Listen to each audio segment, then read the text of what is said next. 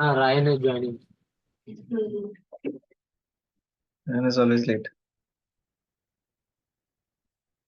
Okay, so let us first see what is ratio in brief, and then we'll start with proportion, because you need to know ratio before you do proportion.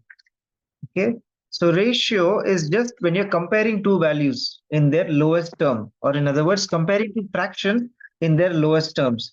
Okay, for example, if I'm comparing the number of boys to number of girls in your school, okay, so boys to number of girls, this is the symbol that we use for ratio, right? What do we call this symbol as? Is to. So say there are say the number of boys in your class is 30, and say the number of girls is 20. Okay, so the number of boys to the number of girls will be how much? 30 is to 20, but you need to bring it to the lowest terms. Okay, so you can write it as a fraction, 30 upon 20, cut it, and so the answer will be 3 is to 2. That is the ratio to the ratio of boys, number of boys to the number of girls.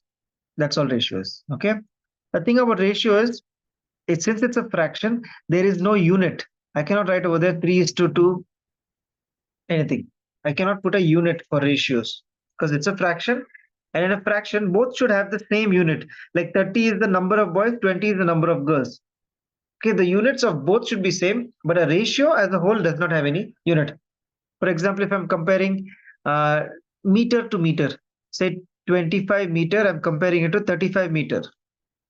Okay, if how do we write this as a ratio? So first we cut it, 25 and 35. So that is 5 5s are and 5 7s are. So what is the answer? We don't put 5 is to 7 meter. We just have that 5 is to 7. Okay, so ratio does not have any unit. Okay, that's all about ratio. There's nothing more about ratio. Okay, so now we'll go into proportion. Now proportion means when you're comparing two ratios. Okay, if two ratios are equal, then I will say that these two ratios are in proportion. For example, I'll give you two fractions. Okay, 10 upon 15 and 20 upon 30. So these are two fractions. Okay, and if these two fractions are equal, then we can say that these ratios are in proportion. So I can write it like this. I won't cut it. I won't make it to the lowest terms. 10 is to 15, and this 30 is to 20 is to 30.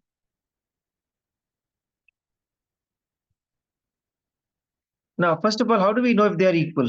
So what we can do is we can cut them, bring them to their lowest terms. So 5 2s are 10, 5 3s are 15. Here also 2 upon 3. So both we're getting the same 2 upon 3, right? So we can write 10 is to 15 is as 20 is to 30. Remember this? Okay. So this is the symbol for proportional. If two ratios are proportional, then we put the symbol in between, or we can also put the equal to sign in between. I can write 10 is to 15 is equal to 20 is to 30. Sometimes we put the is as sign, or sometimes we put the equal to sign. Okay. All right. Now, here we have four values, 1, 2, 3, 4. So whenever we have four values, we say we call this 10 as the first proportional, then this is the second proportional, third proportional, and the fourth proportional. There are four proportional values over here. Also, one more thing before we continue. These values on the outer, what are they called?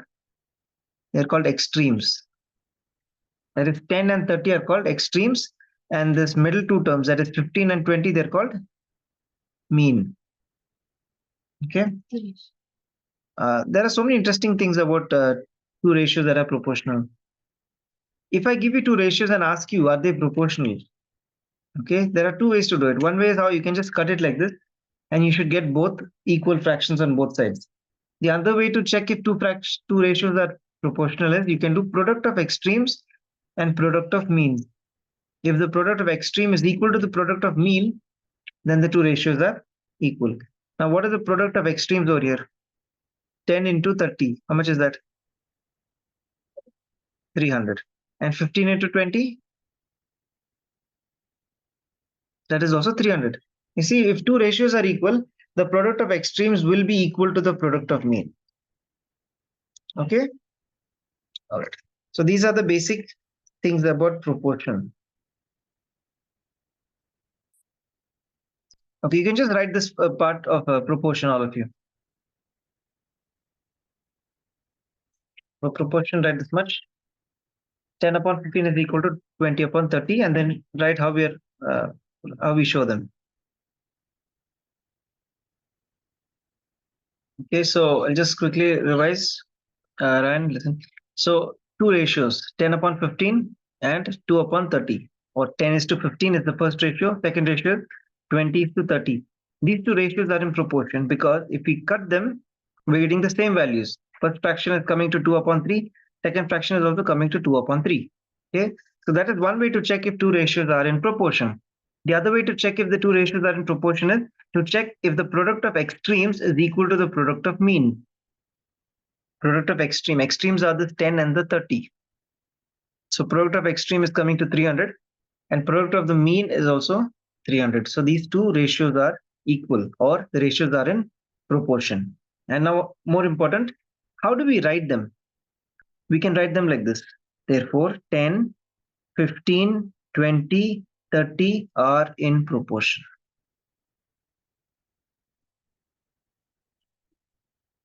Okay, so there are four values, and if 10 is to 15 is same as 20 is to 30, then we say 10, 15, 20 and 30 are in proportion. Okay, write that down.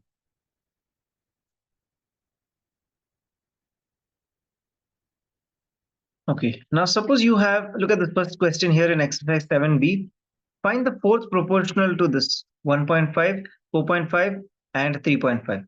So what have they given here? How many numbers they have given here? Three numbers, and they're asking you to find the fourth proportional. Okay, so how do we do this? Anyone? Tell her. 1.5 ratio. So 1.5 is to 4.5 4.5 is as or equal to 3.5 3.5 x. is to x. You see, we have the first, second, and third proportional, correct? And we don't know the fourth proportional. So we take the fourth proportional as x. You knew this, or you're simply telling, no? No. And good, that means you understood how to do it, right? So they have given fourth. Now we need to find this x. How do we find this x? Hmm? Okay, either you can write it in fractions or you can just go with that formula. Product of extremes is equal to product of means. If you're writing it as fraction, then you're cross multiplying. It's the same thing. Look, I'll show you both. Okay. So the right way to do is you will do product of extreme. You have to write that statement. Product of extremes is equal to product of mean. Okay. So product of extremes means 1.5 into x equal to product of mean, that is 4.5 into 3.5, and then you bring 1.5 down, make x the subject, you'll get x. Okay, the other way is how? Cross multiplication, but don't do that method. Okay, so if you're doing cross multiplication, you will have 1.5 upon 4.5 equal to 3.5 upon x. So normally here, if you want to find x, what do we do is cross multiplication. So if you do cross multiplication also, you get the same thing. 1.5 into x equal to 4.5 into 3.5. See that you're getting the same thing. So product of extreme is equal to product of mean is a fancier way of saying cross multiplication. Same thing. Okay, do it the first method. Find out x. Tell me the answer.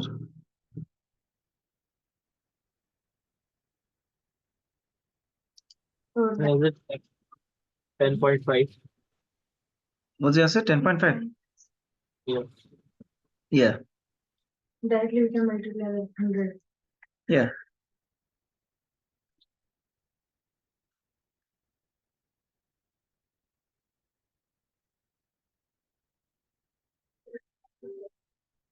So those of you didn't get it, one way is you can just directly cut 1.5 and 4.5, because 1.5 3s are 4.5. Okay, that is there. But suppose you're not getting that, then remove the decimal point. So to remove the decimal point, on the top we need to remove two decimal points. On the bottom we need to remove one decimal point. So just multiply with 100 on both sides so that you can get rid of those 2 decimal points on top. So that will be 45 into 35 divided by, down you're multiplying with 100. So the point will go front by 2 places. That will be 150. Okay, and then you can cut. So 15 tables, 15 tens are, 15 threes are. Then again, okay, leave it at that. 35 into 3 is 105 divided by 10, which is 10.5. You can cut anyhow you want. I would have directly cut over here. I would have cut this 1.5 and 4.5, which is 3s are. And then 3 into 3.5 is 10.5. Okay. So anyhow you do it, whichever is comfortable for you.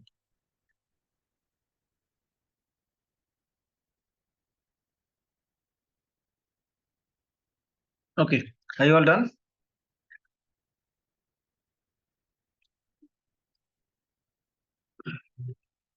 So for proportion, if I say some values are in proportion, I need minimum 4 values, right? So the first 2 values are a ratio and the second 2 values are another ratio, right? So you need 4 values. There's another thing called continued proportion.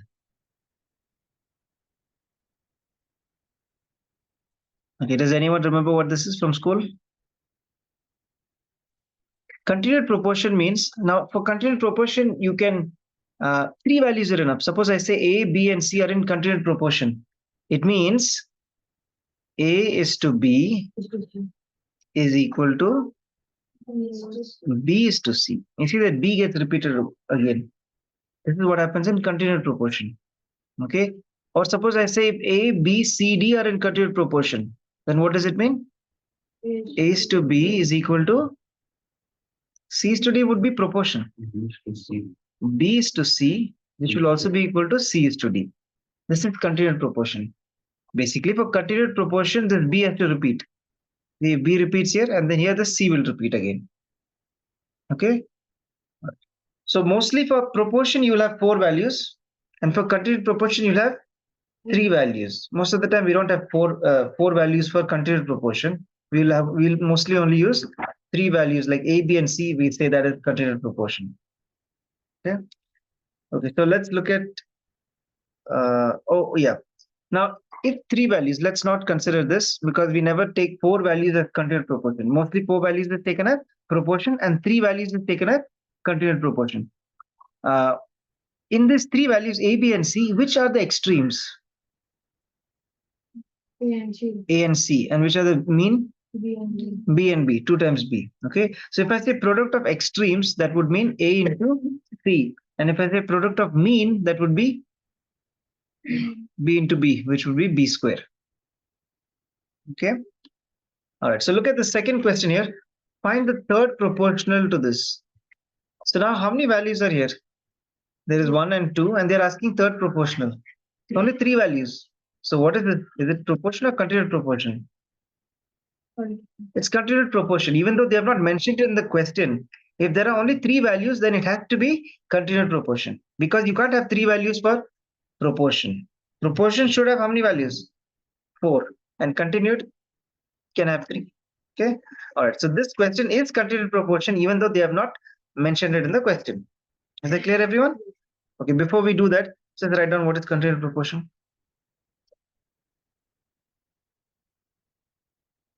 Okay. So find the third proportional to this. How do we write this as a proportion?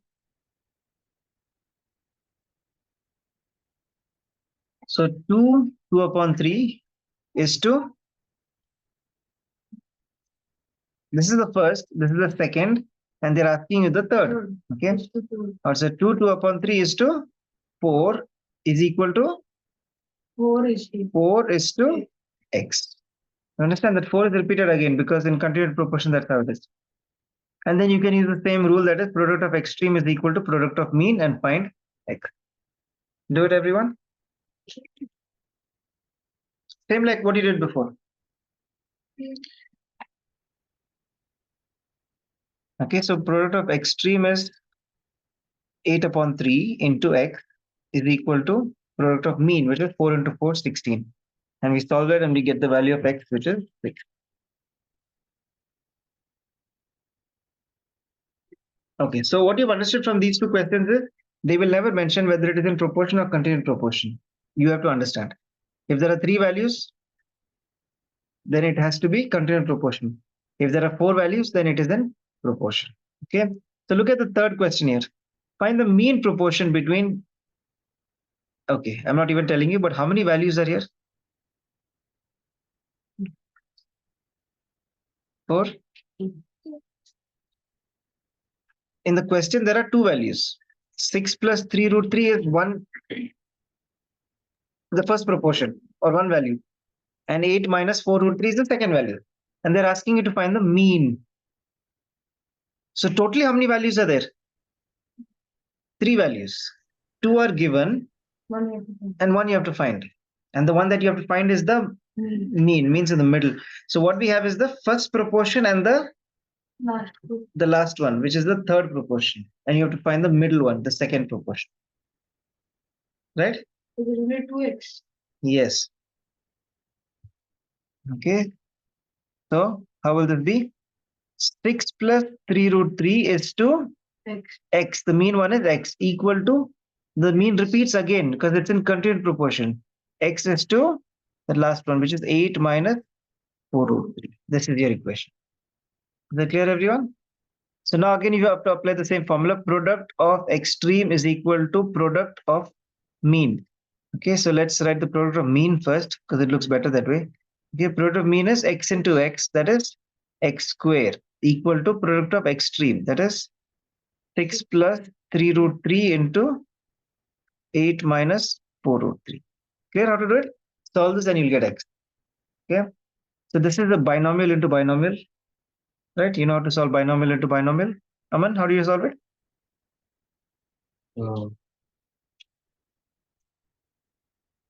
That formula. There's no formula. Tell Beryl.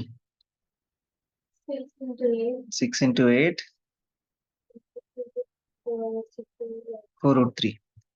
And then 3 root 3 into 8 and 3 root 3 into 4 root 3. This is how we do binomial into binomial, right? Okay, all right. All of you solve it. Tell me what you're getting. I'm just changing this to product of mean is equal to product of extreme because that's how I took it. Product of mean is equal to product of extremes.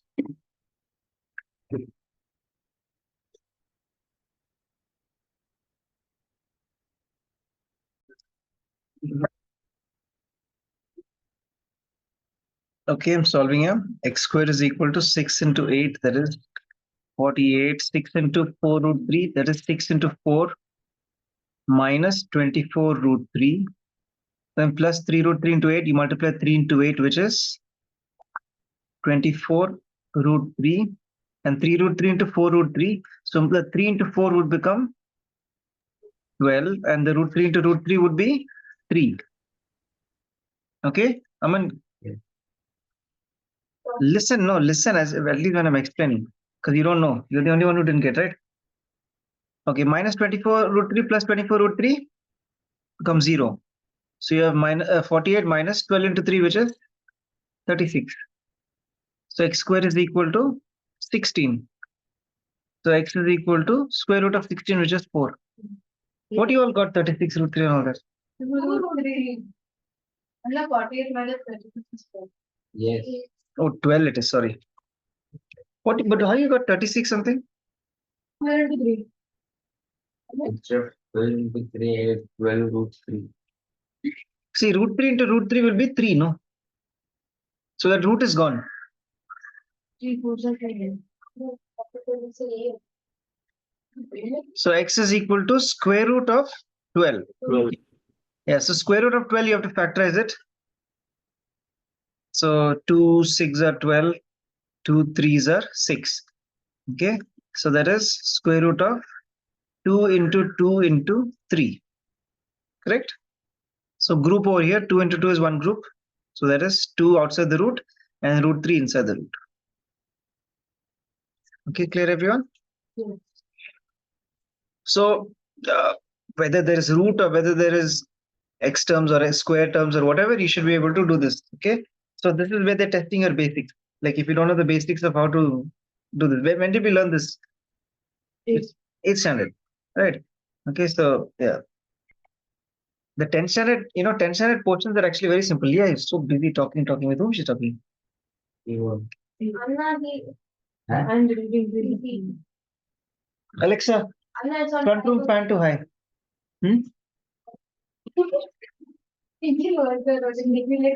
That's not working. You have to talk. Okay. Is it clear everyone how to do this? So these are the easy questions that we have solved right now. Okay, the 2 marks. These are 2 markers. Then you have the bigger questions which come later on. Where are the others? All are here. Okay. All right.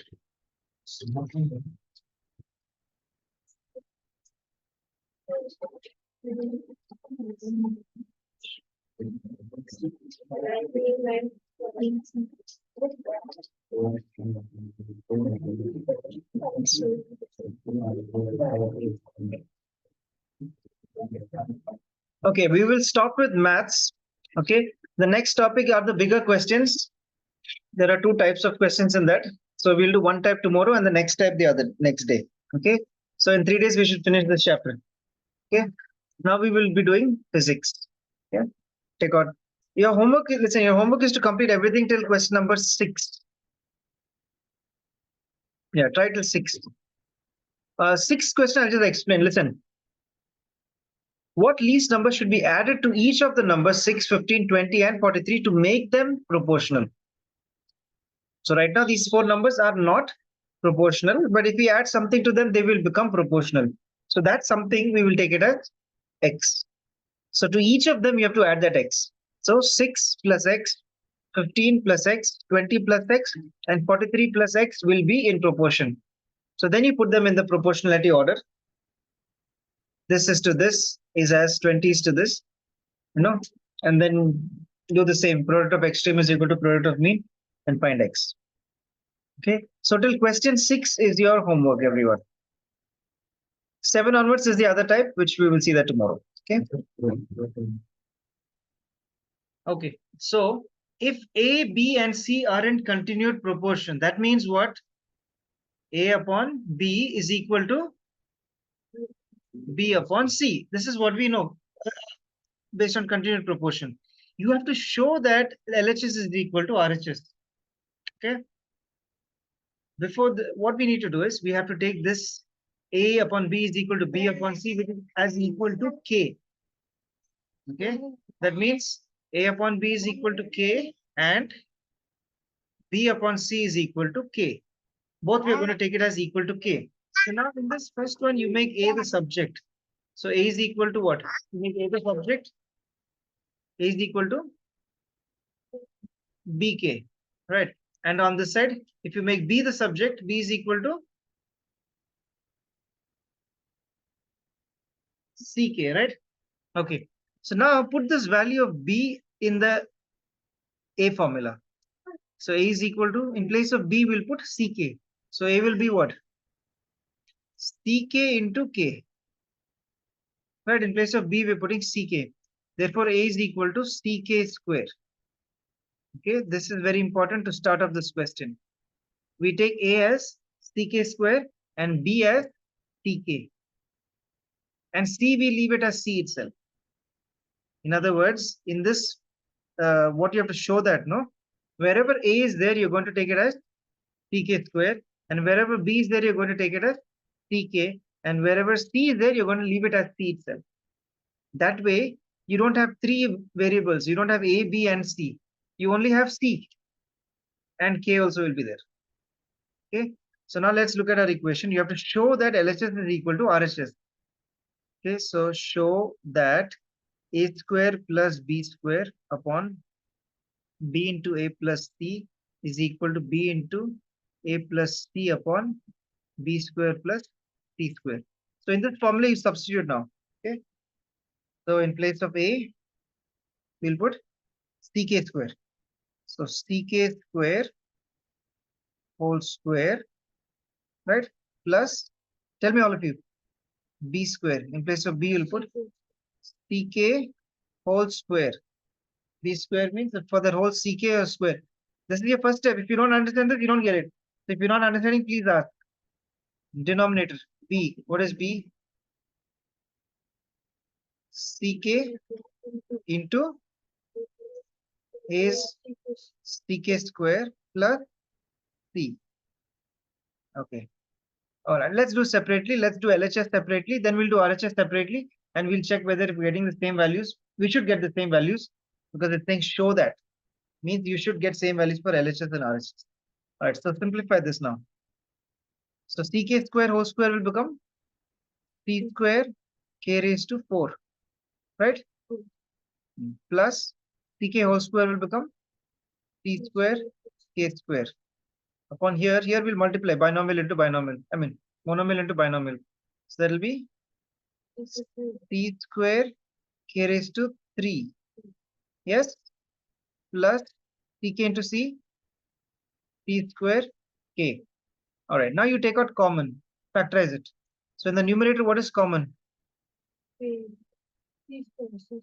square k square. So in the bracket, you'll have k square plus 1. Correct? And in the denominator, what is common? C square k. So in the bracket, you'll have k square plus 1. All right. Now from this, we can cut k square plus 1, k square plus 1, and c square and c square. So you have k square upon k. So k square upon k, that means k into k on top and k down. So 1k will get cut. And so what is remaining? K. This is your LHS. Okay. Same thing you do for the RHS also.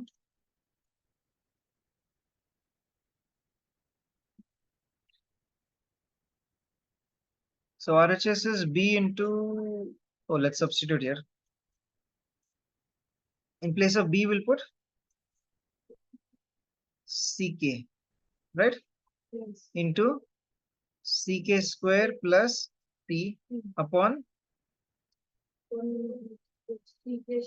CK whole square plus C square. So that is C multiply now monomial into binomial. C square K cube plus C square K upon here C square K square plus C square. Okay, now take out common from the numerator. C square K is common. So remaining you have K square plus 1. And denominator, what is common? C square. Only C square. So that is K square plus 1. So here also we'll cut K square plus 1, K square, and C square. So what is remaining? K. So RHS also you got K. So both sides you got K. Therefore, LHS is equal to RHS, hence proved.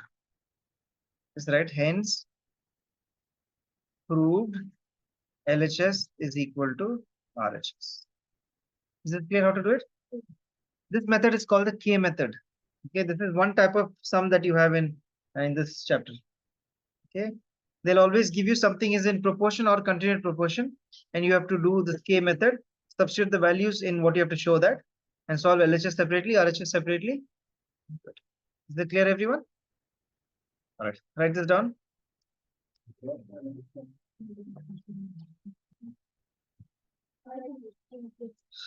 I'm showing only this first part, okay? Remaining, I want you to solve it by yourself. This is important. You have to write this in every sum.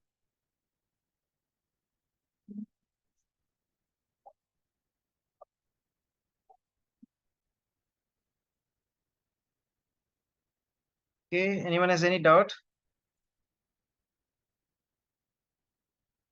So what all logic, I mean, what are you using for this chapter from that you learned from previous years? Factorization, right? That is the topic that you're using over here, okay? So if you're having problem with factorization, you'll have problem in this chapter. Huh? Factorization means just taking out the common, okay, Aman? All right. I'll give you another question similar to this.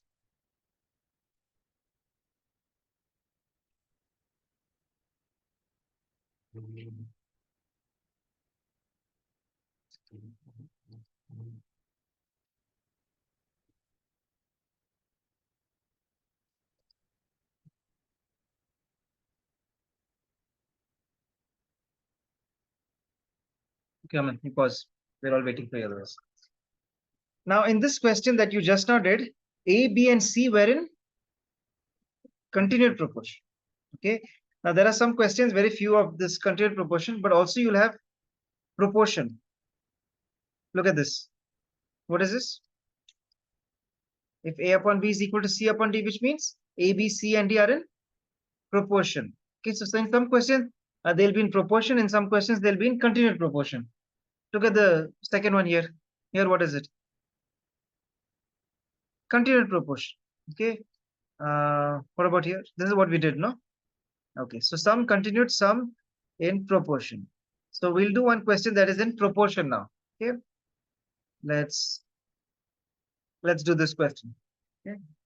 So here it's slightly different now. So here A, B, C, and D are in proportion. That means A upon B is equal to C upon D. So we'll take that as equal to K. We're using the same K method.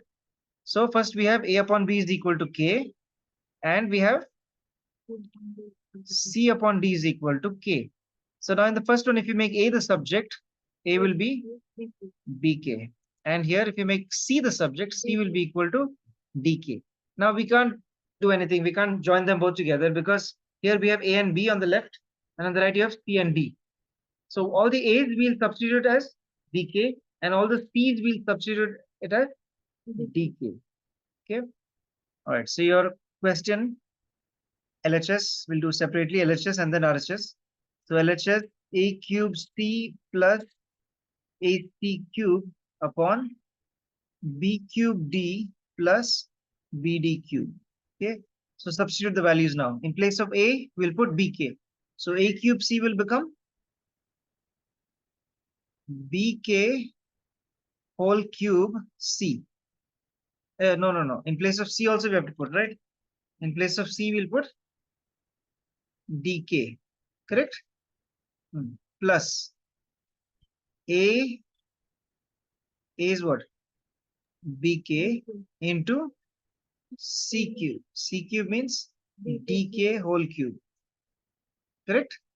And denominator is B. B we leave it as B itself. And D also we leave it as D. We're only changing the values for A and C. Clear, everyone? All right. So B and D will remain as it is. So that is B cube D plus BD cube. Okay. Next step is to take off all the brackets. B cube K cube DK plus BK D cube K cube upon B cube D plus BD cube. All right. Next step is what? Take out common. So from the numerator, what is common? B K. Oh, wait. Before that, no. See the K's. We can multiply the K's. Okay. So we'll have B cube K. How many K's are there? 4D plus B K raised to 4D cube upon B cube D plus BD cube. Is everyone clear till here? That is simply solving it. Right. Okay, now we'll take out the common. So from the numerator, what is common? How many B's are common? 1. Here B cube and here B. So B is common. From the K, what is common? The whole K raised to 4 is common because it's there on both sides. And from the D, just the D. Okay. B square. So here you have B square plus D square. That is the things that is not common, right? And denominator, what is common? B is common and 1B and how many D's? 1D. So remaining you have B square plus D square. Okay. All right. Now we go for cutting. What do we cut? This way. Okay. B square plus D square is there. Then B, DD B, BB. Okay. So what do you have on the RHS? K raised to 4. This is your RHS. Everyone clear? So now you will do the LHS. Oh, sorry, this is the LHS. Put all RHS. Okay, anyway. So we have solved the LHS. Same way you have to solve the RHS, and also you should, there also you should get K raised to 4. Okay, do that by yourself. It is 7-3 in my book. With this? Anyway, do it. Write the question here. Oh, here there's a whole raised to 4. That's why it's omitted, I think, from your book. It's not there in your book, right? See, a plus c whole raised to 4. That will become very complicated because we have not learned whole raised to 4. We have whole square and whole cube. Okay, so yeah, don't solve the RHS part, just solve the LHS part. Okay, so you get a practice of how to do proportion anyway. It's not there, but that type will come. This type, no. Show me your book.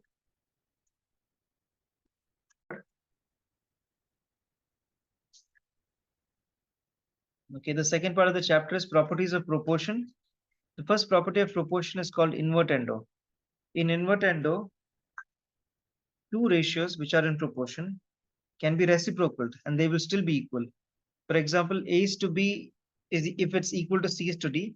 And if you apply invertendo, that would become B is to A and D is to C. They would still be equal. For example, 2 upon 4 is equal to 3 upon 6. If you apply invertendo, the first fraction will become 4 upon 2. The second fraction will become 6 upon 3 and they will still be equal. Okay.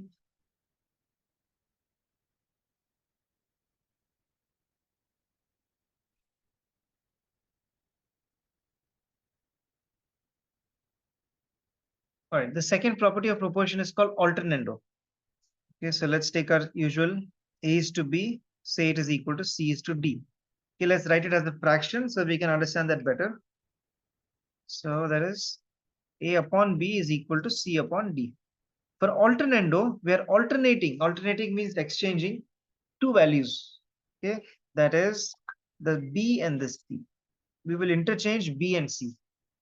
And and the two ratios will still be in proportion. Okay, so what will this become?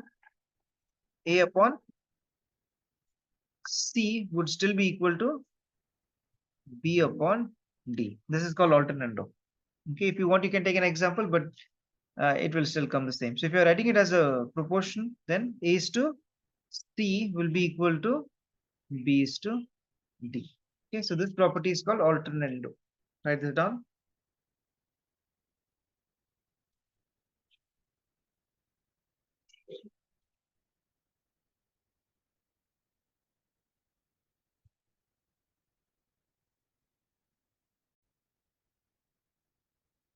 Okay, the next property is componendo.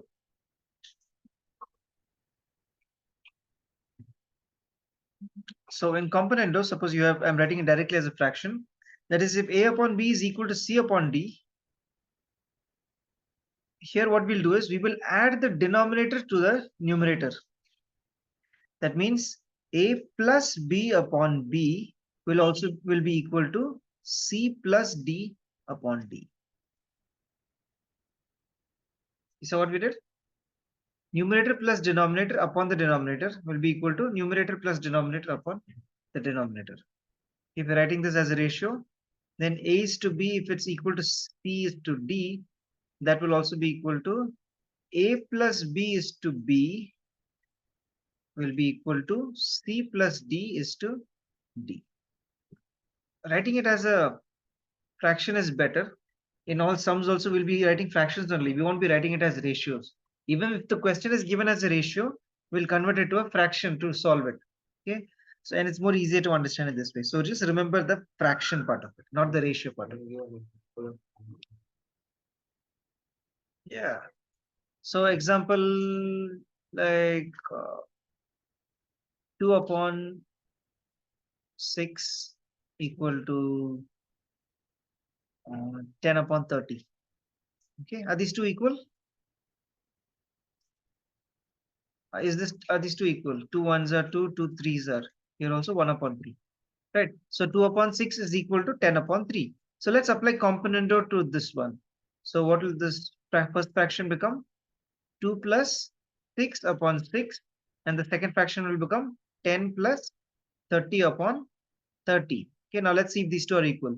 So the first fraction is 8 upon 6. The second fraction is 40 upon 30. Okay, so let's cut this in two tables. So 2 fours are 8, 2 threes are 6. Here we cut the zeros. See, we're still getting the same fraction, 4 upon 3. Okay, so we have proved that componendo is true. It works. Learn the name componendo and what it means. Okay, componendo means adding numerator with denominator. You write it down.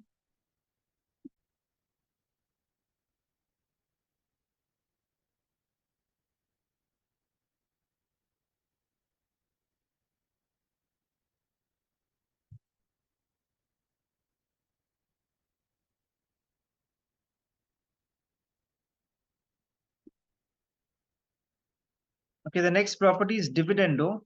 It's very similar to componendo, but instead of adding, you will subtract. So A upon B, which is equal to C upon D, can be written as what? A minus B upon B will be equal to C minus D upon D. That's it. Instead of adding, you're subtracting. That is dividendo. Write that down.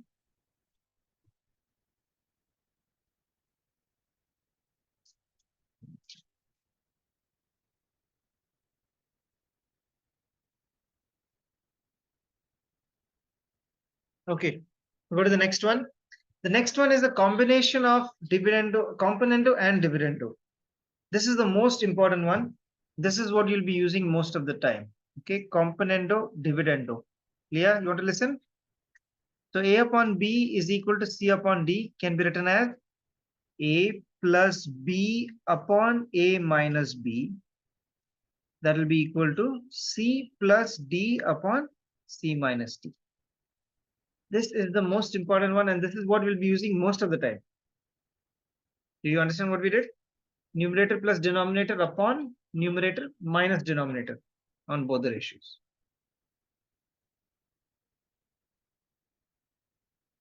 If you understand this one, that's enough. You understand what we did? Numerator, not minus, componendo, dividendo. It's a hyphen. Okay, componendo, dividendo is applying componendo in the numerator and dividendo in the denominator.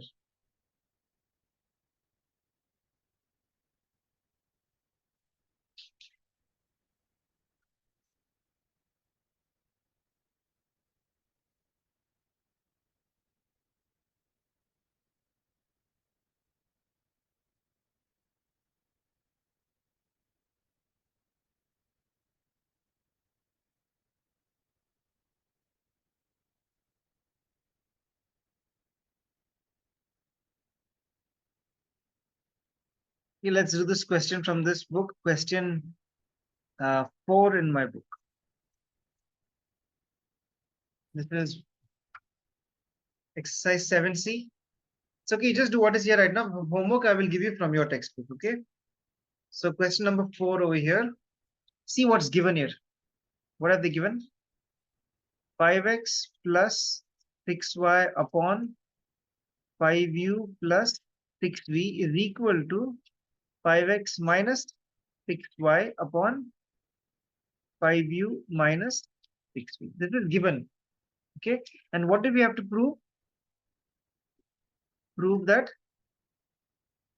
x is to y is equal to u is to v. If you notice, this looks exactly opposite of what we were doing in the K method. In the K method, they gave something like this. x is to y is equal to u is to v, like proportion or continuous proportion. And you had to prove that this complicated LHS is equal to this complicated RHS. Here is the opposite. They're giving you a complex equation and they're telling you to prove something simple. Do you notice the difference? Okay. So I like to divide this whole chapter into two parts. The first part is the K method. The K method is used if they give you something simple and you have to find something complex. This method where you're using the properties of proportion is how they're giving you something that is complex and you have to prove something simple. You understand the two methods? Simple to complex and complex to simple. For simple to complex, which method you'll use? K method. That is either they are in proportion or in continued proportion. Then this method, complex to simple. For this, what method will we use? We're going to use the properties of proportion. That is either invertendo or alternando or componendo or dividendo or both componendo dividendo. Okay. All right. So watch very carefully how we're going to solve this. Now, on the LHS, we have x, y, u, and v. All four variables. On the RHS also, we have all four variables, x, y, u, and v. So we can't do any calculations with four different variables on one side. So what we'll do is, first we will interchange, like we'll take all the xy's on the left and all the uv's on the right. How do we do that? Which property can we apply? If we want all the xy's on the left and all the uv's on the right.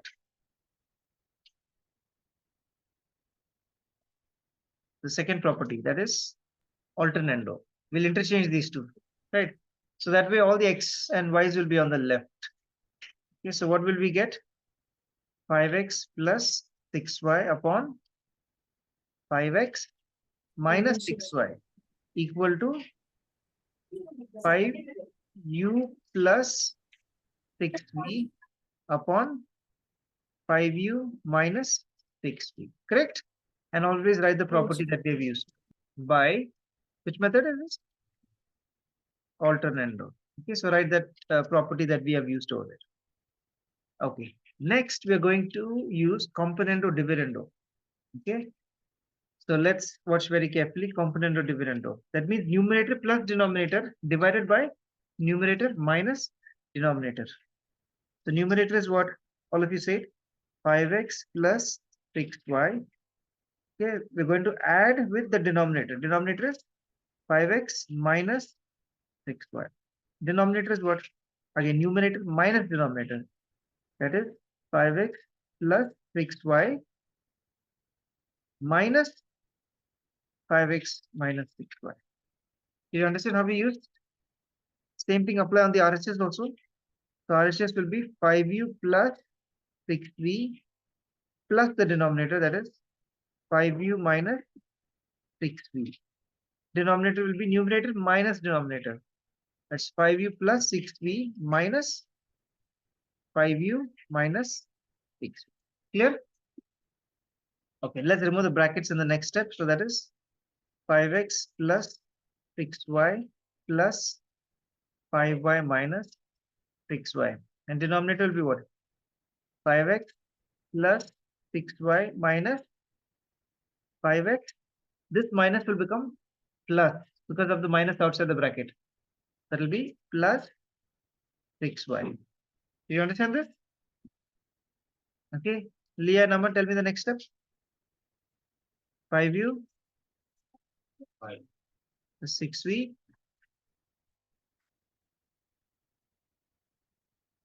Naman, not telling anything. Next. Denominator.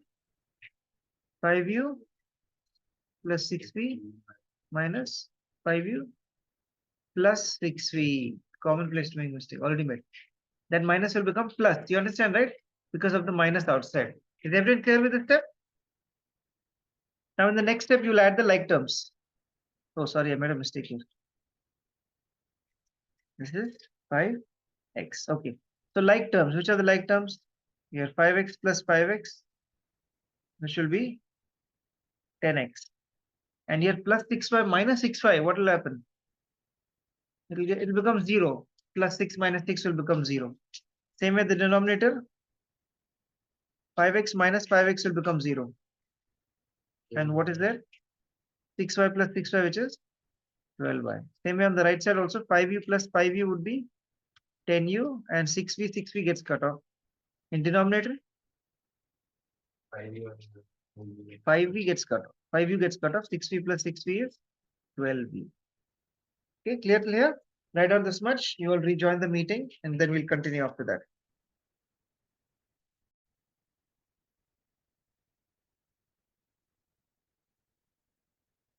Okay, are you all done writing this much?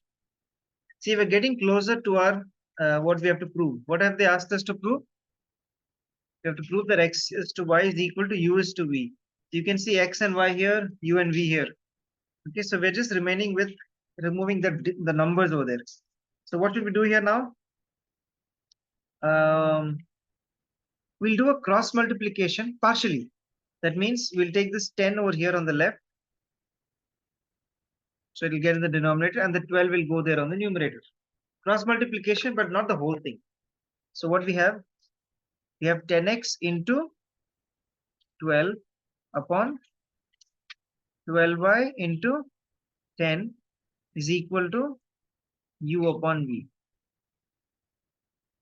Right? And then here we can cut now. It's 10 and 10, 12 and 12. So we have x upon y is equal to u upon v. That's what we have to prove, right? So you write hence proved.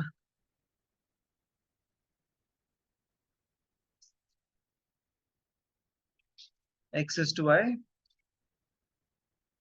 equal to u is to v. Correct? How to do it?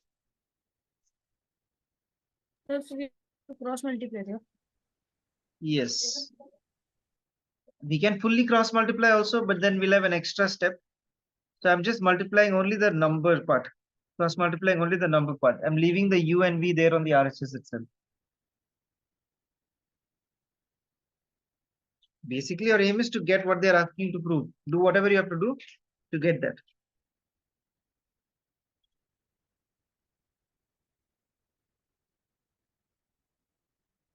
Okay, do this 8th question next from my book. Okay, here also we have something complex. You see the LHS? A, B, C, D upon A, B, C, D is equal to this also. Right side also you have A, B, C, D on the numerator, A, B, C, D in the denominator. Show that 2AD is equal to 3BC.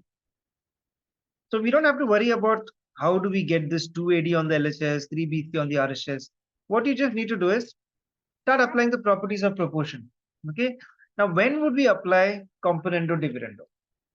When is it useful to apply componendo dividendo? Yes. So here you see, when did we apply componendo dividendo? When we had the same variables in the numerator and denominator. See here on the numerator was xy, denominator also xy. The only difference is signs. See here we have plus, here we have minus.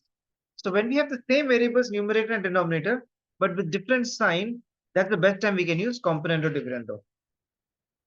Because see what's happening is opposite signs getting becoming 0, right? No, just only one of them was 6:30. 6:30. Oh. Okay, so what happens here? Signs are different, variables are same. That's when we use componendo dividendo. Why? Because eventually, what's happening? Some of the terms are becoming 0. Okay. So in the same case, we can see in this question 8 also, we have the same variables top and down. But what is different? Sign. See, top we have minus 2b, down you have plus 2b. So when you apply componendo dividendo, what's eventually going to happen is some of them are going to become 0. Try it out. Do the 8th one. The hint is just use componendo dividendo.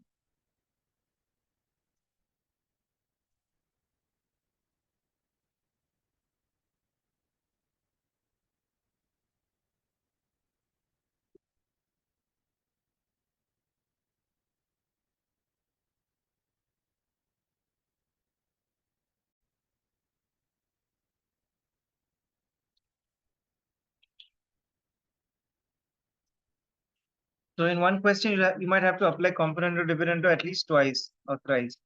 Depends on the question till you get the answer.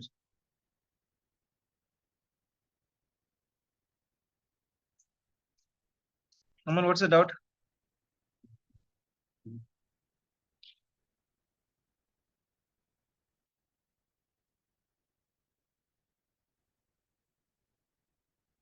This is what the whole fraction will become.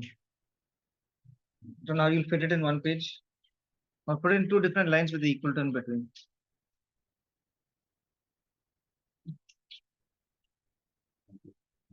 Huh? That is LHS. Yeah. Reading LHS separately. Yeah. Here you can't do LHS separately, RHS separately. Yeah. Because you're applying the law to both the sides at the same time. So you'll have to put them together.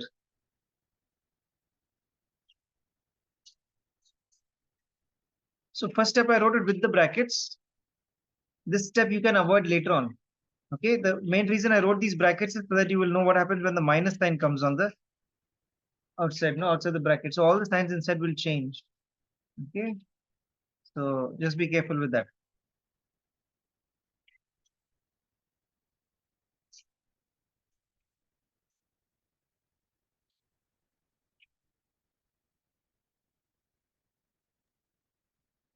Minus 4D will become plus 4D. No? Which one? Oh, This here, side, yeah. this one, no? Yes. Yes, all of the signs will change.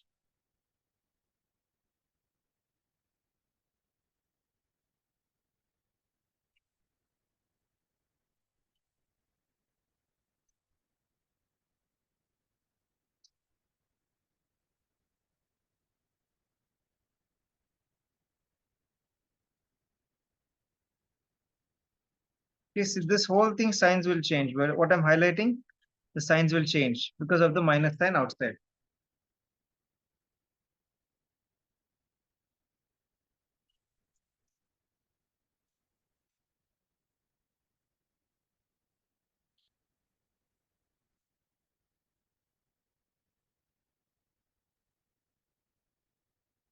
LHS, you should get 280 is equal to 3 BC.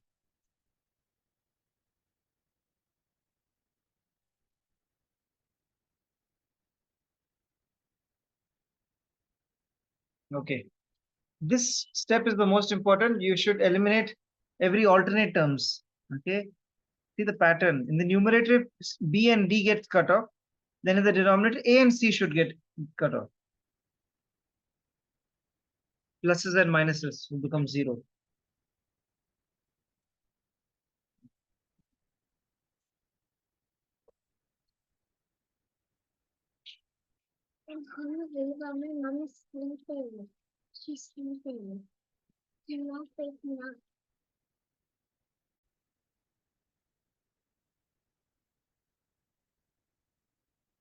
This is the interesting part because your whole equation becomes very small. Okay, so here we have A plus A, that's 2A. And minus 3C will be minus 6C. Denominator minus 2B minus 2 Minus 4D minus 6C. minus 4B plus, Minus 6C. oh sorry, this is a plus 4D. Plus 4D plus 4D will be plus 8D. This is what you should get on the LHS.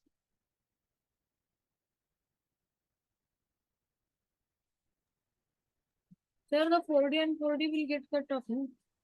No, it's plus 4D, no? One is plus, both are plus 4D. Got?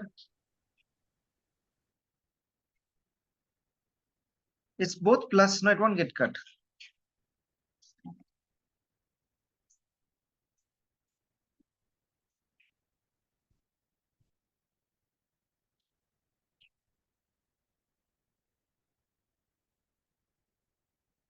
On the RHS, again, A plus A, 2A, plus 3C would be plus 6C.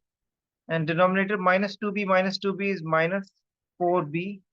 And minus 4D would be minus 8D. This is what you should get.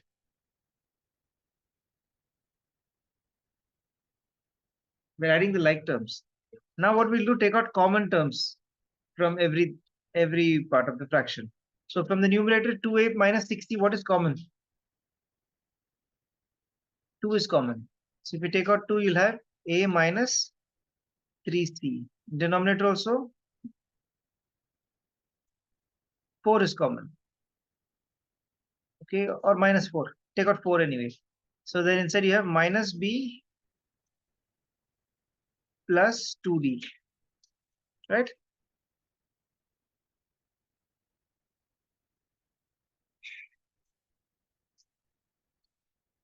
Or, huh?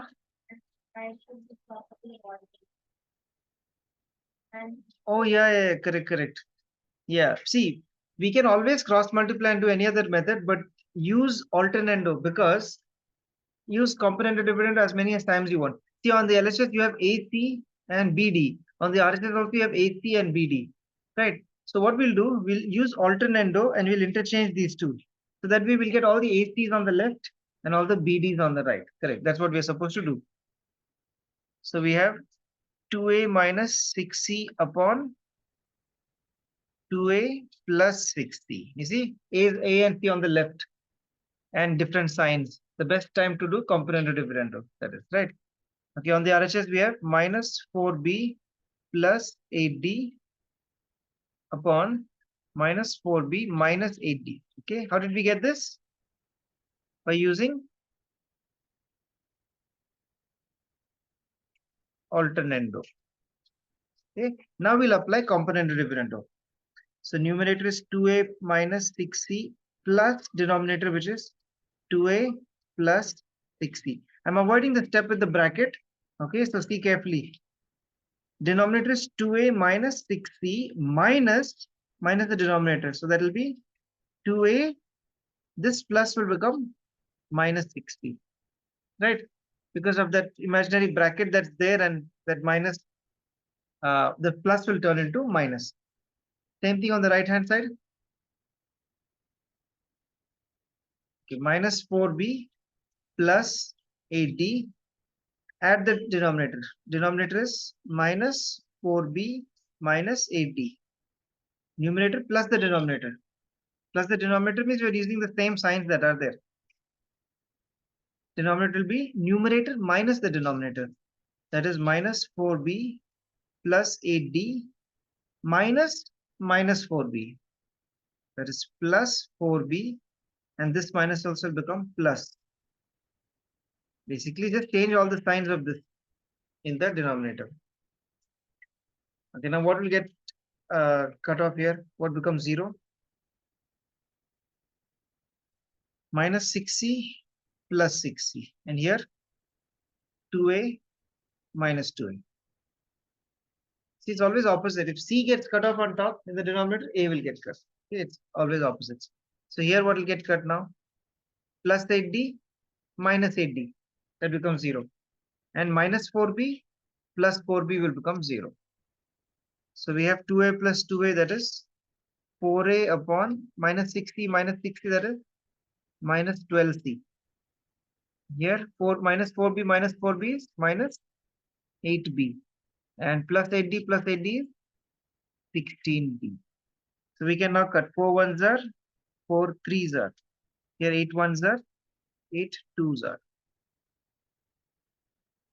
Right, Aman? So what we have now? A upon minus 3c, and here we have minus b upon 2d. All right, now we'll apply cross multiplication because applying any property will not help. So cross multiplication, you'll get 2bd is equal to, here minus into minus will become plus. That is, oh sorry, 2ad is equal to 3bc. Okay, what was the question? That was a question to show that 2ad is equal to 3bc. So we got that. Do you understand how we did this?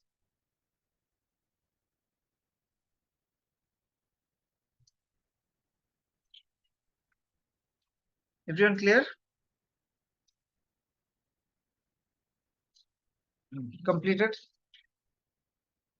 these sums you have to understand and write it down. You cannot copy from here, right? Because it doesn't make any sense. Okay, completed.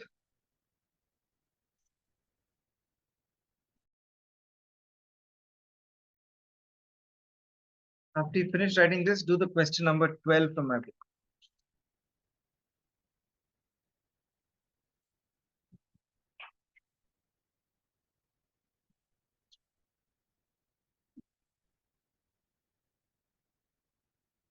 Find X.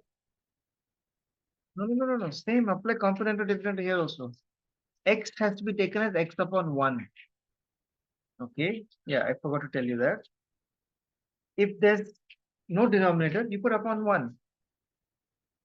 So denominator, I mean, the LHS will be x upon 1 and the RHS is whatever it is. And then you apply component to different on that.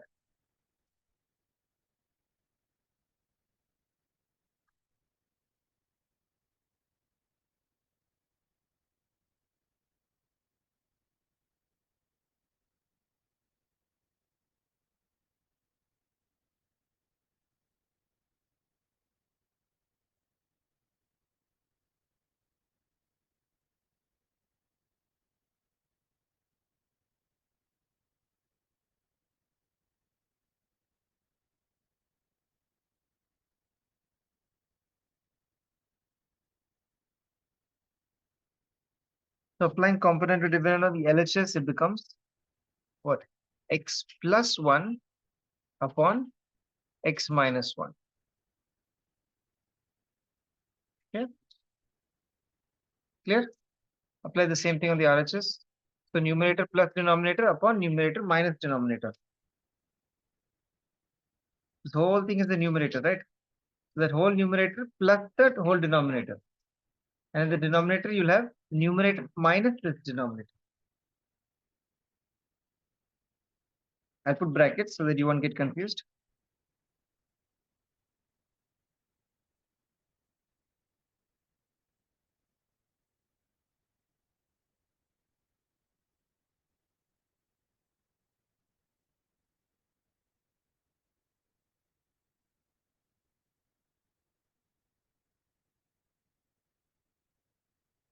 See, I'm just copy pasting because it's exactly the same thing. Only thing what this minus, because of that minus, the only change is here this will become plus. Just notice the only difference is this minus becomes plus. Sir, these sums are like confusing. Where to? We are confusing. Yeah. That's why you have to be very careful with the signs. Huh?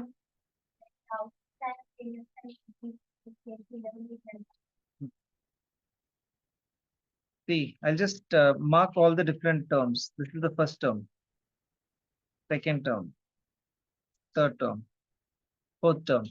So some terms have a plus 3b inside, some have a minus 3b inside. The a plus 3b is one term. Okay. So you have to look at the sign outside a plus 3b. Now, what's the sign outside a plus 3b here? It's plus. And this a plus 3b also has a plus. So they are the same signs. We can't cut. But look at this a minus 3b. This a minus 3b and this a minus 3b will get cut because one is positive and one is negative. So it becomes 0. You understand? The same way here also, this a plus 3b has a plus sign outside it, which is not written. And this a plus 3b has a minus sign outside. So that becomes 0.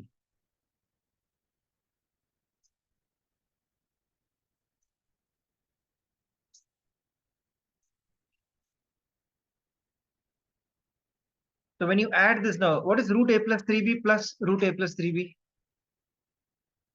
2 root a plus 3b. You can cut the 2's. And this will be 2 root a minus 3b. Write this much down, everyone. Is it clear? How it became? Which one? Oh, sorry. That's minus 1.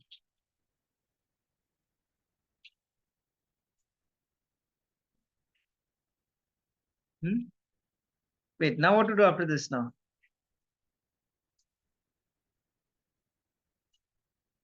We can't apply componendo dividendo. I mean, even if you apply, you can't do anything because it's under the root. So we'll get rid of the roots. How do we get rid of the roots? Square both the sides. Okay, squaring both sides.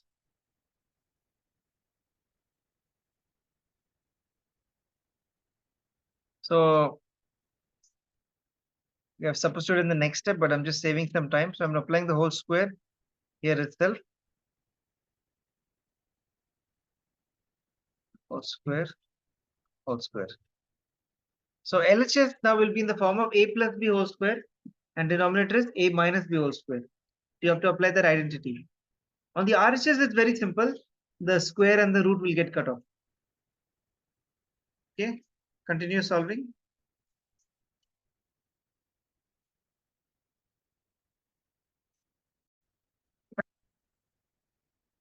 Okay, what's the next step after this? Similar numerator and denominator, but different signs. Best time to do component to dividendo. What?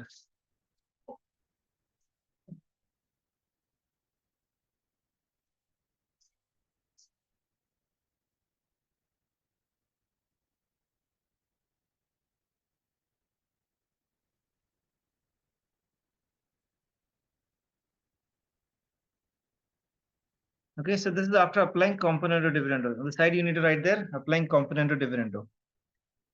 All right, now time for cutting. Plus 2x minus 2x.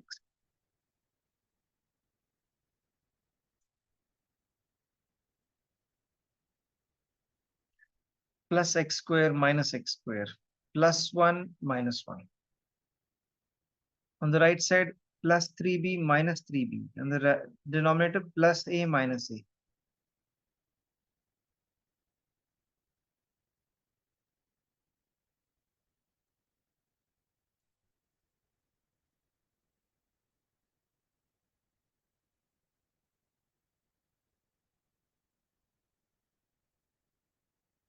Instead of adding x square plus x square and plus 1, I'll show you one simpler method. Just put 2 outside and in bracket you write x square plus 1. Because anyway, in the next step, we'll be taking out the 2 common outside. See, if you didn't write the step, you'll have x square plus x square is what? 2x square. And plus 1 is 2. Then you'll take out the 2 common outside. And you'll again get the same step. Okay. So to save one step, we can just put 2 outside and write x square plus 1. Denominator also is 2x plus 2x. That means 2 of 2x. Correct? Two 2x's are there. So we can cut off the 2 and 2 over here. RHS also we have 2a and 3b plus 3b. Either you write 2 3b or just write 6b. Anyway, we'll cut it.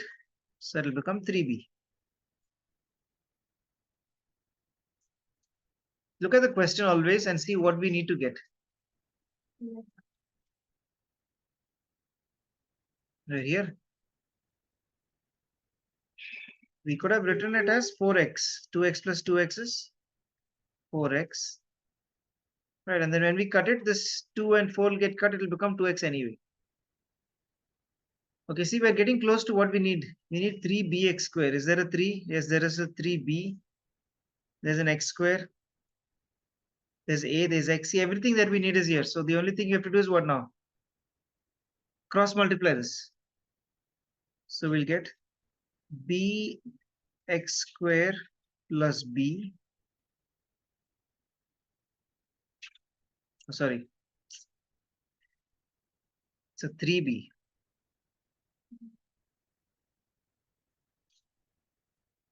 3b into x square plus 1 equal to 2ax.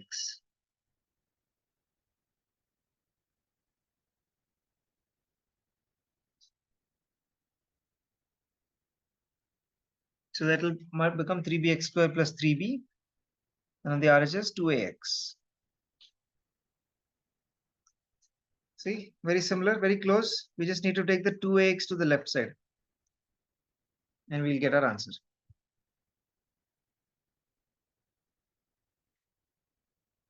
Write it in the same order at which it is in the question. So 2ax then plus 3b equal to 0.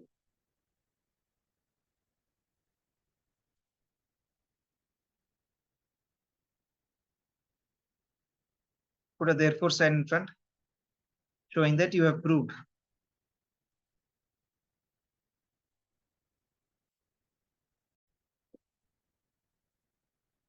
Question 11. Use the properties of proportion. Solve for x. Given x raised to 4 plus 1 upon 2x square is equal to 17 upon 8. So when they say use properties of proportion, what they mean is use componendo dividendo most of the time. That is the default thing that you use. So if you use componendo dividendo here, we'll get x raised to 4 plus 1 plus 2x square. Okay. And a componendo dividendo means numerator plus denominator upon numerator minus denominator. That means x raised to 4 plus 1 minus 2x square. Okay. Same way apply componendo dividendo on the right side also. That is 17 plus 8 upon 17 minus 8. And I did the 11th one. I got x as 2. All right. So what is the next step, Nathan, after this? When you go x square plus 1 whole square. Why? Yeah, because we took the other square from the fourth, no? X raised to 4, we took the square from that. Okay. See, look here, all of you. See, we are going to use this formula. See, you have to imagine that this is the a plus b whole square expansion. What is a plus b whole square? A square plus 2ab plus b square. Okay. A square plus 2ab plus b square. Now, if you look at this, this looks like x raised to 4 plus 1 over here and plus 2x square. You see, there is some similarity between this. So a square is x raised to 4 and b square is 1. If you imagine that way. So what is a then? A would be x square. A would be x square, then a square would be x raised to 4. And b square is 1 means b is 1, b is what? 1. Okay, if you imagine a as x square and b as 1, if you use this expansion a plus b whole square, this is what you will get. Let's try it.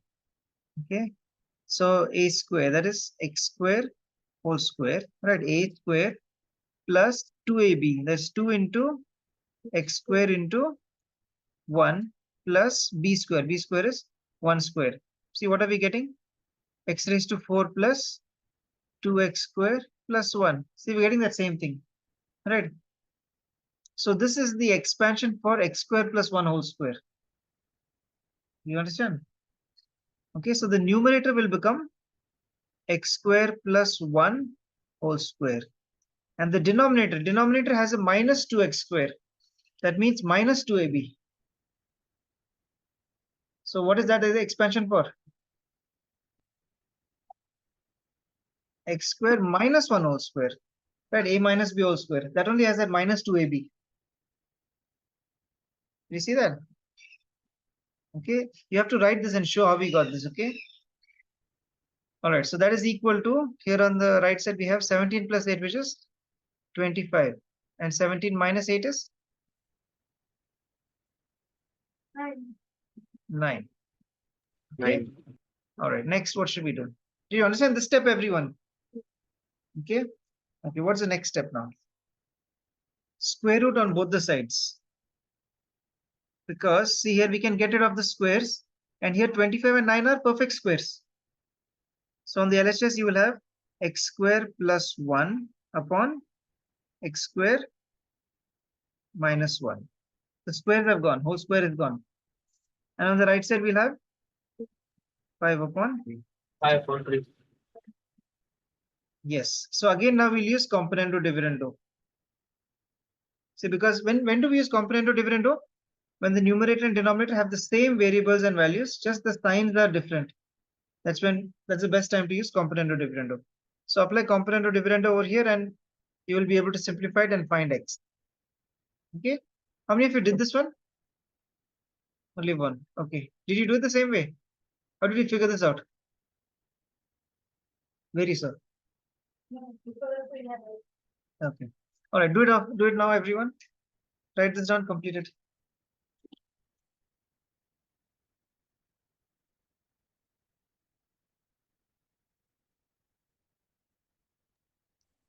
So we have to assume a formula to get the answer.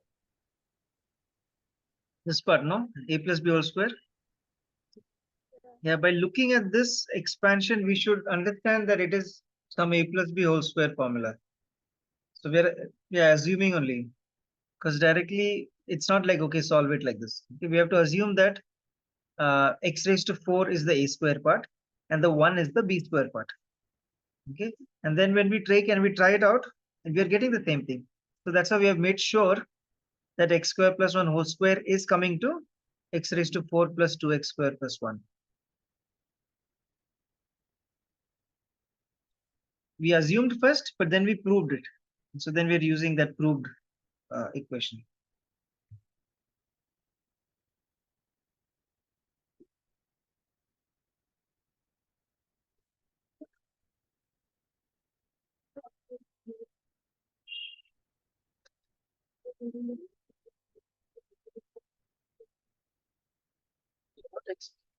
Oh, you got the same thing both places, exact same thing. One is plus, one is minus. No? Here you have to add, no, numerator plus denominator, not the plus. And denominator is minus, so this, yeah, correct. So here x square will get cut out. Here 1 and 1 will get cut out. Plus 1 minus 1 gets cut out.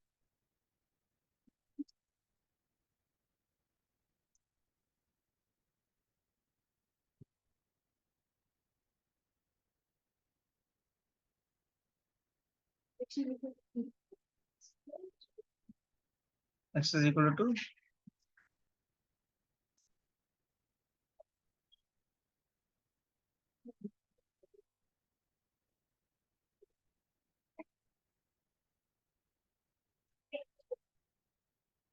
Okay, so applying. Hey, Ryan. It's 5:28. Come sit. What time do you start from home? Why? What were you doing?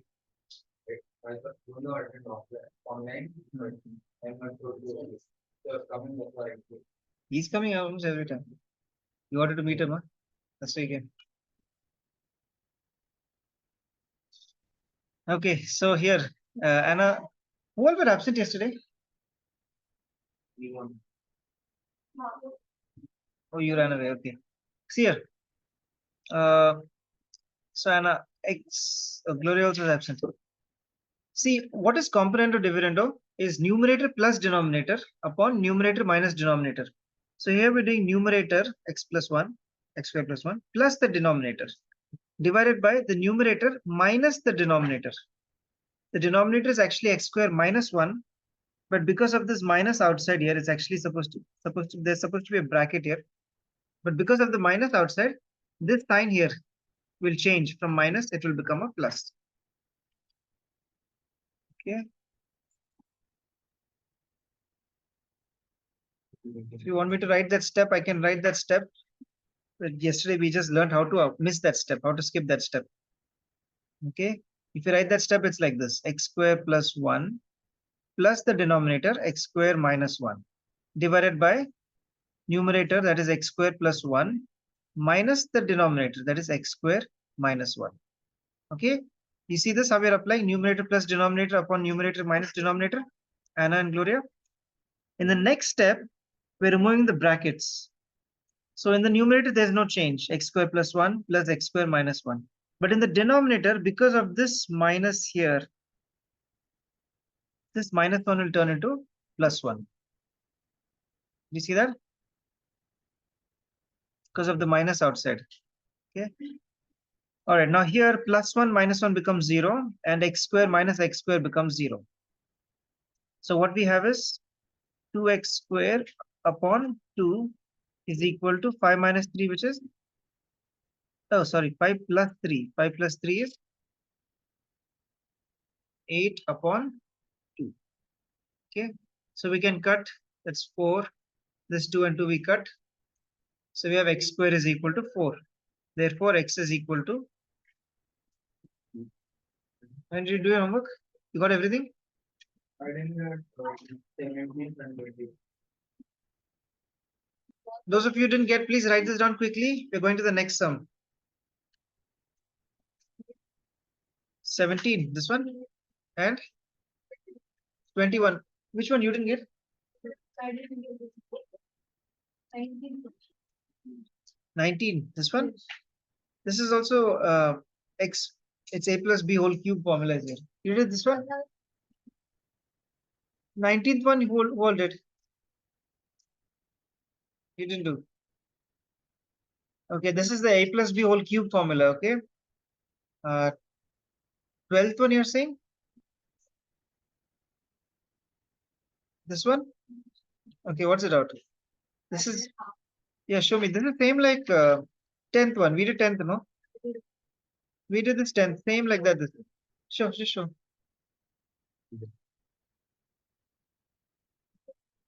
Where? This one. See, same things won't get cut off. It's always alternate. If these two here, then these two here. It will be like that.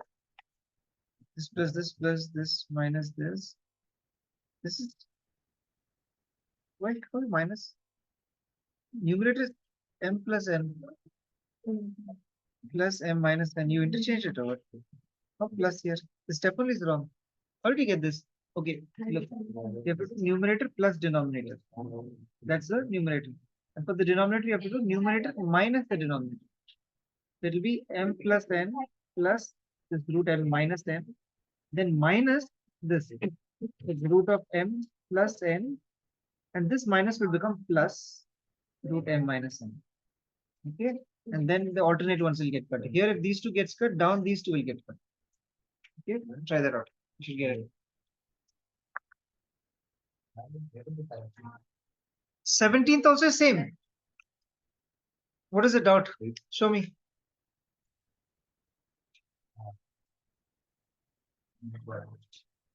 Huh? 17th. 12th. Which 12th? Show what's the doubt. The article behind is different. And this is you have to show n in terms of m and x. And then behind I got an answer.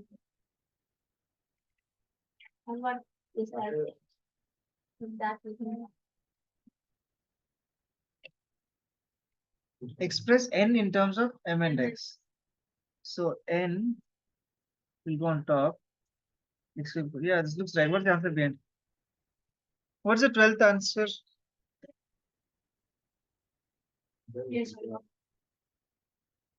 Show.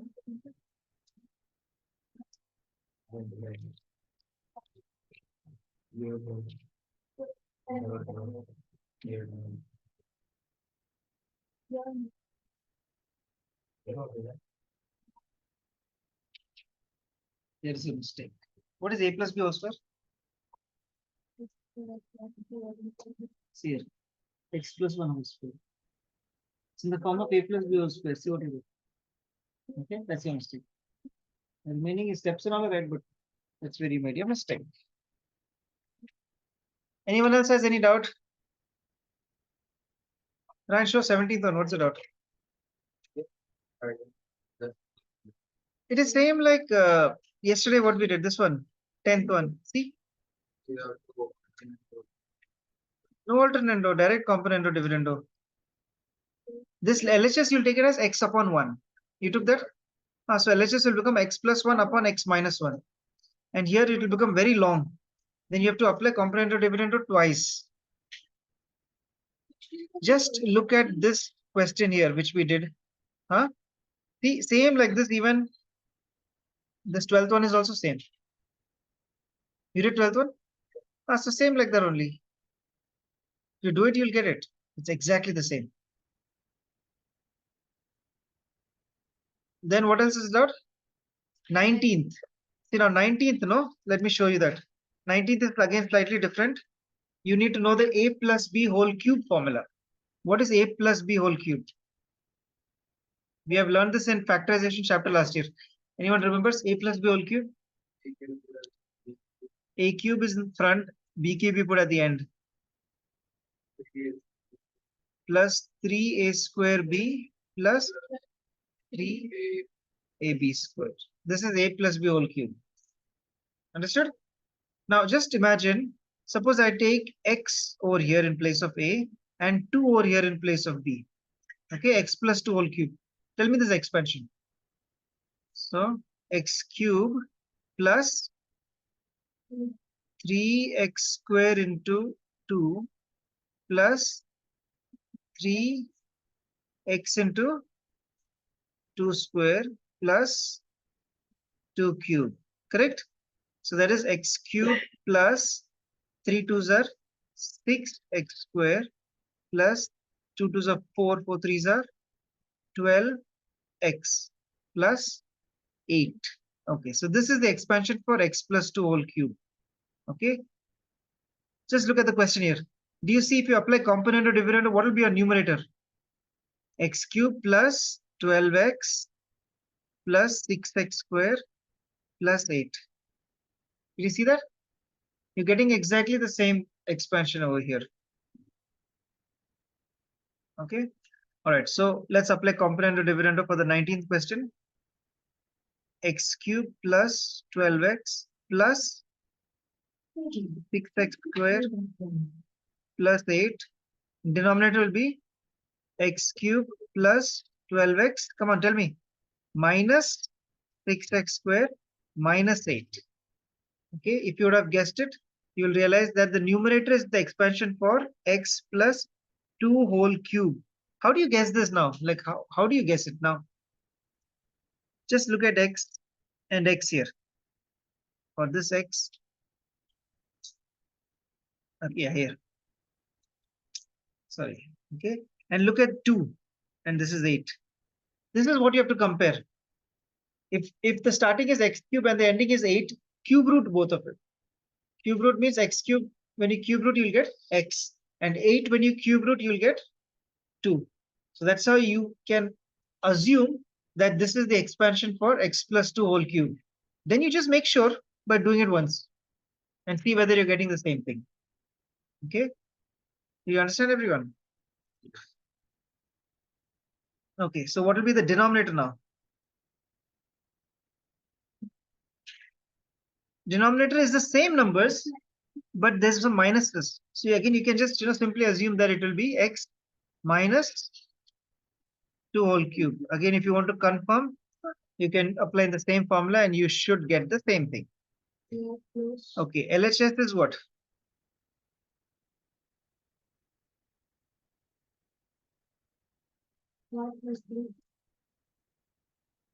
Okay, y cube plus 27y plus 9y square plus 27.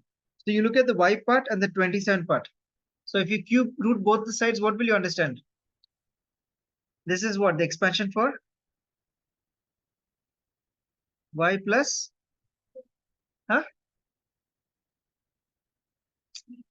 3, no? Because 3 cube is 27. Okay, so this will be the expansion y for y plus 3 whole cube, and the denominator is no, stop it, plus 27y minus 9y square minus 27. So what will be the denominator? Y minus 3 whole cube. Okay, after this, you know what to do is very simple. You just cube root both the sides to get the cube off, and then you apply component or dividend once again, and you'll get x is to y. How many of you did this once again?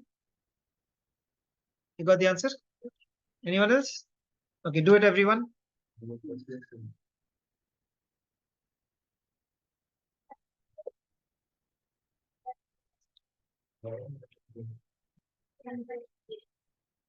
I'll just come in a minute.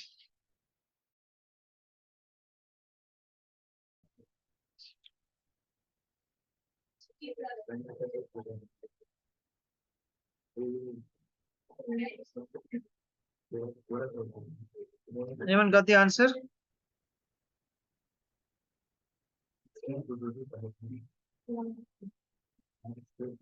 What are you talking, Aman? Just you're studying here right now. Don't talk about other things. Aman, did you get the answer? Then what are you talking? What are you doing? You are behind. After giving you 5 minutes, also still you're behind. And you're copying.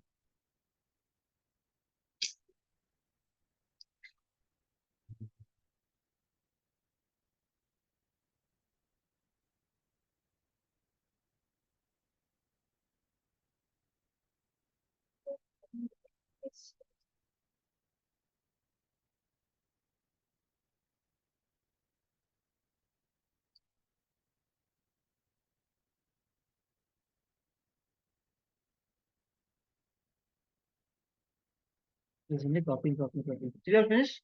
What's the answer?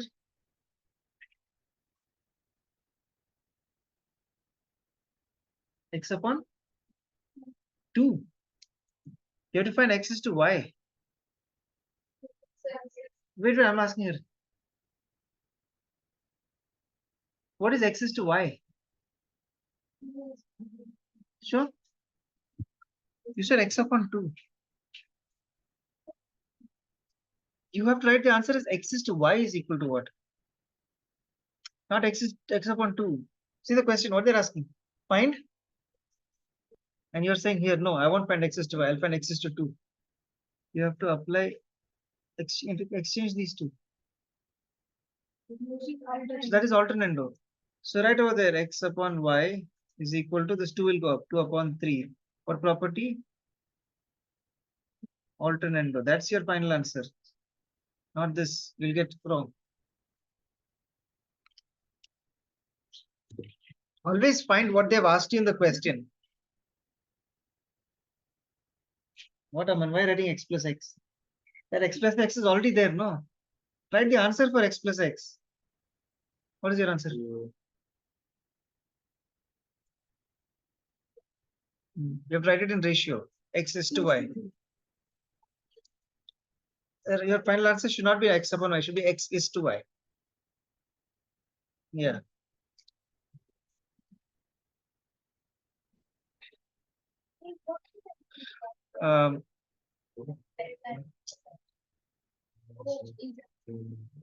Sneha, Gloria, Nathan, I'm putting in the waiting room.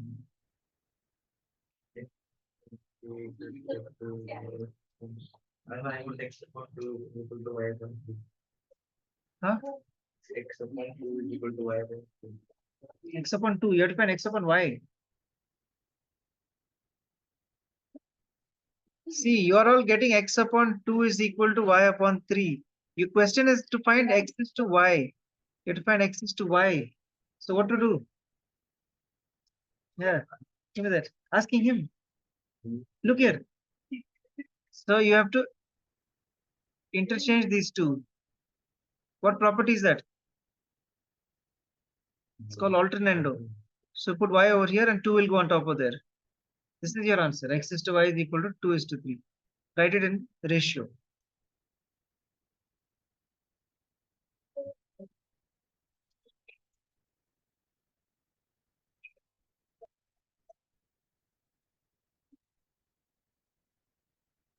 Okay. All right. So there are some difficult ones now. There are some properties for this. But yeah, these are the two types of questions that will come from this chapter. How I've divided it, categorized it as simple to complex and complex to simple. So for simple to complex, which method are we using? K method. And for complex to simple, we're using which method? Componendo dividendo, or any of the other properties. Okay, these are the two main questions. 95% of the time, this is what is going to come for exam. You just look at any previous year's question. Solve all the previous here.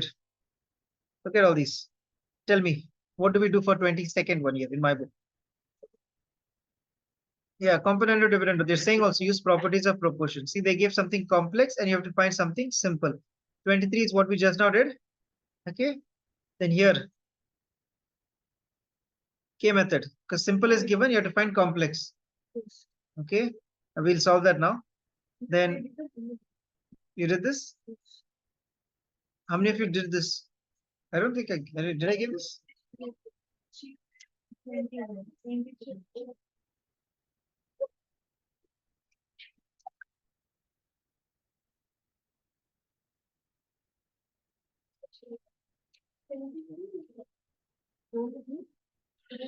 Which one is it? 20. No, 20th it is in your book. I didn't give this. Okay, if you did, it's good. All right, next, 25th. If B is a mean proportion between A and C, what does that mean? B is the mean proportion between A and C. What does that mean? Okay, continued proportion where B is in the middle. So A is to B is equal to B is to C. This is what they mean. So again, K method you'll use over there, right? Next, 26th. So use properties of proportion is mentioned. That means the properties, the component or dividend. So complex to simple, you have to find M is to N. After that, you have to apply component or dividend to the answer M is to N. Like you have to first square it. We'll do this also today, okay? All right, let's do this 24 and 26 now. In your book, this 24th is number 20, okay? And 26th?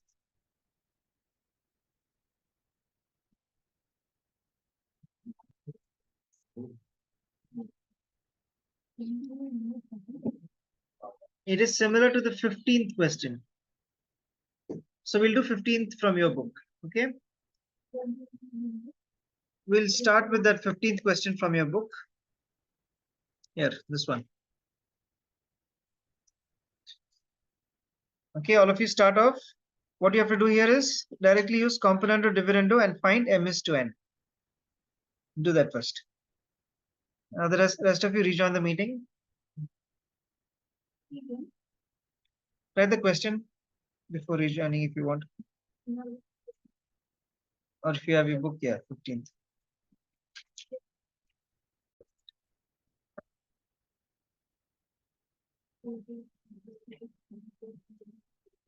So for the 15th question, first we apply component or dividendo and we will be able to get M is to N. After getting M is to N, we need to get this 2m squared minus 11n squared upon 2m squared plus 11n squared. So for that, we have to somehow modify the first answer to get the second one. First thing we'll do is square both sides. So that we will get m squared and n squared. Second thing we'll do is multiply 2 upon 11 in the LHS and RHS. So that way we'll get 2 for the m square and 11 multiplied with the n square. Next step, we'll apply component or dividendo to get something that looks like the answer. Only thing plus and minus is in the opposite side. So after this step, we will apply invertendo so that minus comes on top and the plus comes down.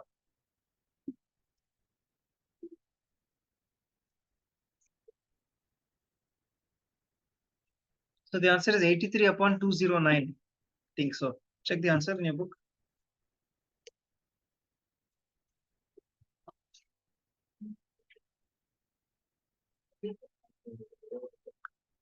Question 15.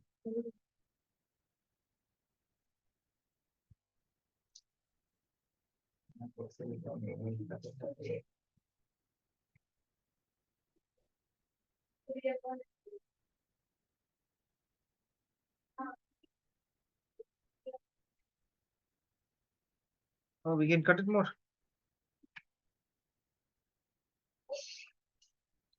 No.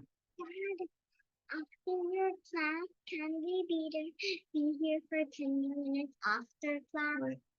Because I've only done a little of things. Okay, 66 upon 418. First cut in 2 tables and then cut in 11 tables. The answer is 3 upon 90.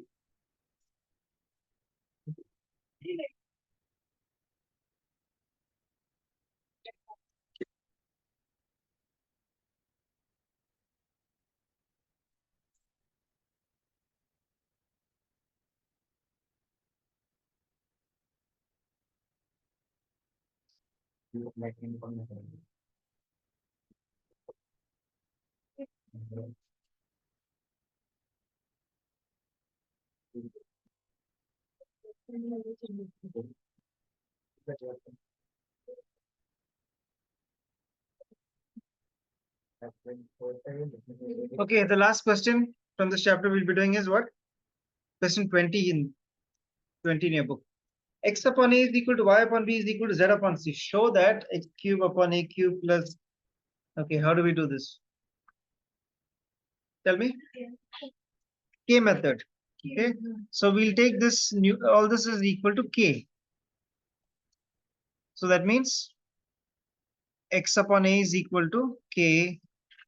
I'm skipping the first step. The first step is where you let all this is equal to K. And then each one you'll show is equal to K. That is X upon A is equal to K. And Y upon B is equal to K. And Z upon C is equal to K. So Aman, tell me what's next. X is equal to? Here Aman. X is equal to? Y is equal to? BK. And Z is equal to? CK. So in place of X, Y, and Z, you will substitute these values. Do it separately for the LHS, get some value. Then do separately for RHS, get some value. It should be both equal. Did you understand, everyone?